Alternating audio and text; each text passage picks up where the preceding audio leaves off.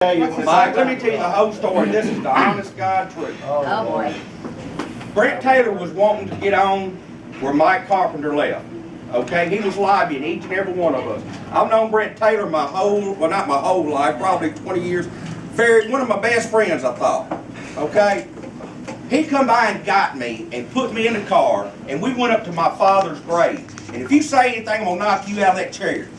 This is our problem. Personal threats. Right? And no, I mean, when I talk about my father, he don't need to be making no slur remarks. I was talking about what you're saying. Anyway, me and Brent got in the car and drove to my father's grave. He was trying to get me to vote for him to be on that county commission. Well, I told him how much we have worked on this map for 10 months. 10 months.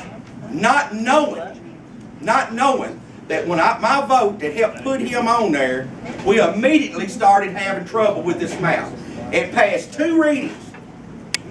And when he got on there, immediately we started having trouble with this map. Now that's the truth. No, that's not the truth. That's your speculation, because what you How do guys you went in may that not car with understand. What you may not understand is that when we go through the process on ordinances, we have 3 readings on things, and it's very common for you to go ahead and vote for something, even if it's not all the way there, or you know you're going to have to work to do it, because you've got to have 3 readings to get it moved down the road. Especially knowing that we had a December 31st, January 1st deadline to get it passed.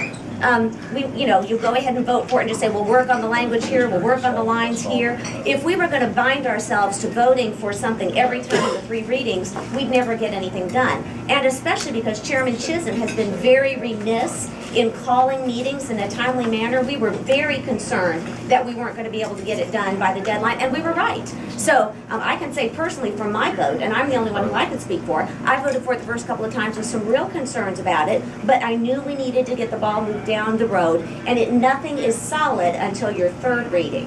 And so you've got plenty of time to work.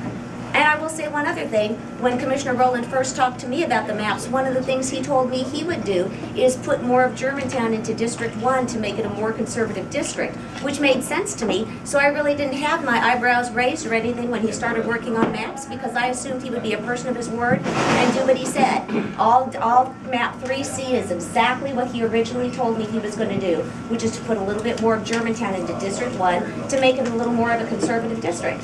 And that's better for Republicans. So that's all I have to say. Thank you. To dispute what she's saying, map 1F is the first map that we drew, and that was drawn 2 months before they even knew it was coming. I even told Commissioner Taylor that it hadn't came out yet, that I had got a map drawn. Did I not, Commissioner Taylor? Yes? You got to tell me a yes. I'll be glad to respond. I mean, call me out. I'll be glad to respond, but I don't want to interrupt the meeting. All right. Much better.